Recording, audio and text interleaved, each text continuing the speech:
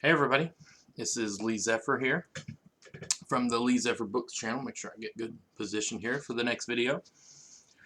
So this is going to be part 2 of the Path to Publishing series.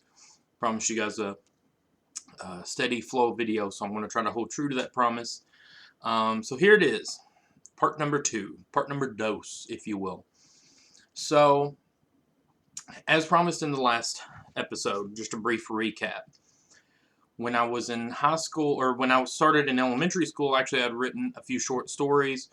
When I was in middle school, I started doing poetry and short stories, continuing on like short story type things. And when I was in middle school, I started on what I thought was going to be my masterpiece, my first full-length novel, Story of a Hero. And then into high school was where I essentially finished the original rough draft of what would become Story of a Hero. And so in this episode, I'm going to dive more into Story of a Hero because it is my passion project. It is the one that I am the most confident about and the most in love with. And I know what you're saying. I know what you're saying. Ooh, how come it wasn't the first one? How come we were just now hearing about this? Why didn't you release it first? Because I am so passionate about it. I'm taking the time to get it right. I want to make sure. So for visual, this is all the papers. Look at this. Big. This is all papers on Story of a Hero. Now, some of these, most of it is the actual like story, the actual bookwork, and then some of it I've got like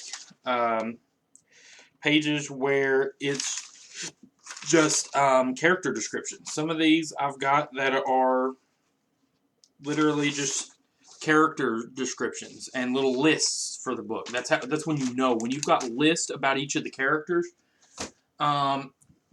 So again, I've put in a lot of work and energy into Story of a Hero, and I am working to publish it for you guys, and I hope you guys will be on the lookout for that and enjoy it. It is, like I said, it's my, aside from the physical baby that we are currently expecting in real life, this is my book baby. This is my novel baby, and I'm so excited to work more on it. And so it basically, I don't want to give too much away about it, but it delves into kind of a fantasy type realm. It's more modern day fantasy type stuff, but it has to deal with element powers, fire and ice and lightning and water and prophecies, ancient prophecies and demonic forces, just all the good stuff you want in a good story. Love, action, humor, happy moments, sad moments, just all the good stuff, cliffhangers, all this good stuff you could want. There's maybe even a few dragons involved, a few different mythological creatures involved, and some really cool bad guys. And one thing that I meant to do for this video, and I gotta be honest, I don't know where it's at, but I will do in a future video if you guys would like, is, so a buddy of mine, we all call him Berto, and Berto done a lot of artwork for Story of a Hero. Back when I was first drafting it in middle school and high school and stuff, I have an entire folder's worth where me and him collaborated on artwork. Now, again, at the time, we were both very much into anime, specifically, as I said in the last video, Dragon Ball Z, Yu Yu Hakusho, those type shows. So when I do find the artwork for Story of a Hero and I'm able to show off to you guys, keep in mind that was where our heads was at the time, so it's going to look very Akira Toriyama-ish. But that's not necessarily a bad thing. I mean, it'd be a bad thing if we planned on, like, utilizing it too much. But, I don't know. I think it still had his kind of own signature thing. I think it was Akira Toriyama with Berto's spin on it. Again, he's a wonderful artist. I think last time I talked to him, he's working on video game designing stuff right now. He lives a couple towns away and stuff. So, but we still keep in touch. Obviously, he inspired, if that name sounds familiar to you, Berto the Bard from Princess and the Squire. He was a heavy inspiration behind that character as well. So, there you go. So, when I show you whenever I find the folder, I think it's in the other room, but whenever I do find to show you guys some of the Story of a Hero art he did, Just keep in mind, there's Birdo the Bard, ladies and gentlemen. So, Story of a Hero, again, was a huge, huge impact on me in high school. It was a big, I put a lot of time and effort and energy into that. As you see, I mean, even there was, at the back here, I know there was some, yeah, so at one point, speaking of video game designs, at one point, me and some of my friends had kind of daydream. You know, you always daydream about your book going big, right? You always daydream about, oh man, you know, if my book could be the next Star Wars or the next Harry Potter or the next Hunger Games. And I believe in all of my books. I believe all of my stories and books have the potential. Even if I don't necessarily believe in myself, I believe all of my stories have the potential to go big. But whether they do or not, yes, it would be nice. I would be lying if I said that I wouldn't absolutely love to be able to do this full time for a living, especially with a baby on the way and stuff. It'd be nice to kind of have a steady flow of income to just sit and pour out all the stories and novels and poetry that I have inside of me I want to get out. But that's not the whole reason I do this. Like I said, I do this because I want to provide an escape to people. I want to entertain people. I want to give people some kind of enjoyment in their day or a break away from their day. I am a big advocate for on TikTok. I have started a TikTok channel where I promote the book, and we'll be doing TikToks on there to kind of do some more engagement. So definitely look up Lee Zephyr on TikTok. And but yeah, for instance, when I'm on TikTok, when I'm looking for videos, I'll look for a lot of like cozy TikToks or relaxing, peaceful, mental health type stuff. Just anything to kind of help relax and unwind and take you away. You look out at all these cottages and all this nature and just all these little escapes, and then all these, you know, a big cup of tea and some candles and stuff and a nice cozy book. I want to provide the kind of stories and books that when a person wants to relax or do their hygge, or find their peaceful zone or go to their reading nook and they got their big mug of coffee or hot chocolate or tea, whatever they prefer, and they've got a little cushion to sit on and they've got their candles lit, their favorite smelling candle, and then they go to pick a nice book off the shelf to just dive into and help them relax. I want one of my stories to be that book they choose, right? I want to be the book on the shelf that you go to and say, man, I need a nice, just relaxing, fun adventure tale to take off the shelf and read to just get me away from all my problems today. You know what? Story of a Hero is looking good. Princess and the Squire is looking like a good choice. Let's get a Lee Zephyr book off of there and read that for today. That's kind of experience I want to provide to people. And now, granted, again, I'm still very green, as they say, in the author business and in the writing business, but that's why I'm continually progressing and working towards. I got Princess and the Squire out, but I don't want to be a one and done. I don't want to be, hey, I published a book, move on to the next thing. I want to continually do this for you guys. So yeah, so I got a bit sidetracked there, but the message was good. The message is solid.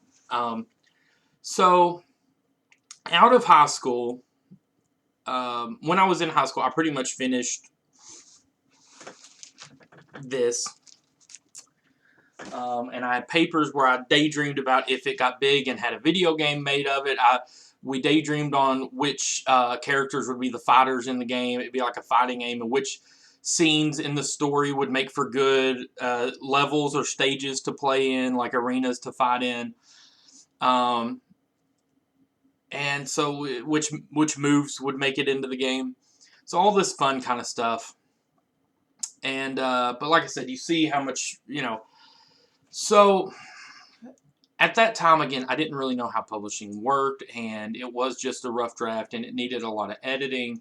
But as a lot of you also may know, if you're older, high school and school in general, you know, it's brutal. Your hormones are going crazy. I was the kid that had friends in multiple, like, cliques or groups, if you will.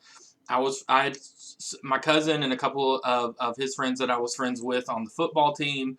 I had some friends that were in band. I had some friends in choir. I had some friends that was in with like the nerds. I had some friends and kind of like the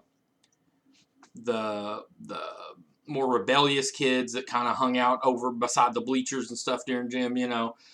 So I had friends in all the groups, but I didn't really have one clique that I felt I necessarily belonged to, other than maybe my theater group. I was in theater and drama class in school, and that was originally going to be my major. Was actually the goal was to major in theater and acting and minor in writing. My writing was just going to be a means to an end to support my acting. So fresh out of high school, well, even the later years in high school, I really put all my time into acting. Because I finished Story of a Hero, probably freshman or sophomore year. But then junior, senior year, I really put everything I had into the theater game. And even when I graduated, originally when I was going to go to college, I had scholarships and had set up courses to go for theater and drama as a major and writing as a minor.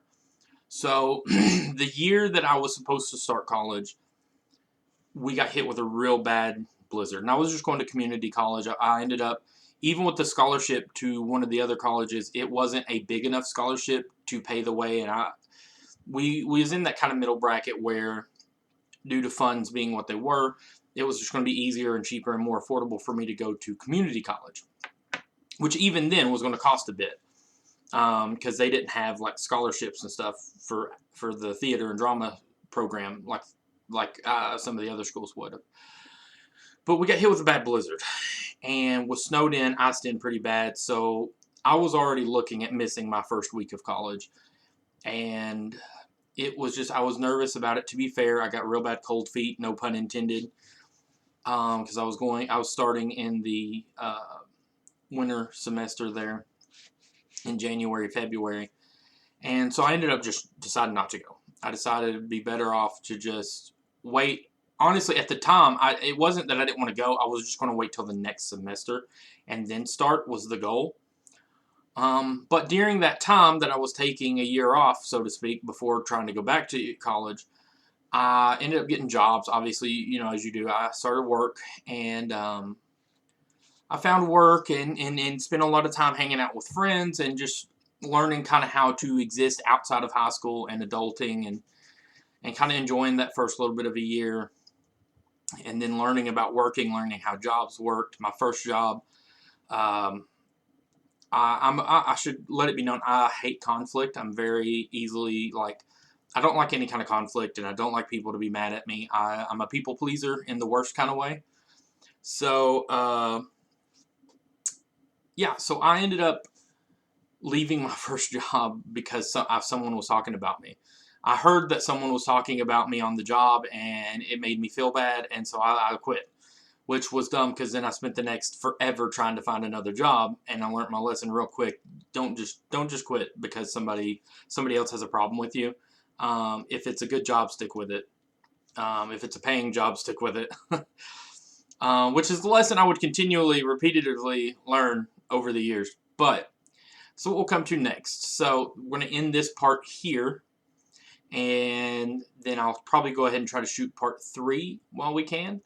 But this will be part 2 of the path to publishing. And thank you guys so much for sticking with me for this 15 minute video here. So definitely stay tuned for more.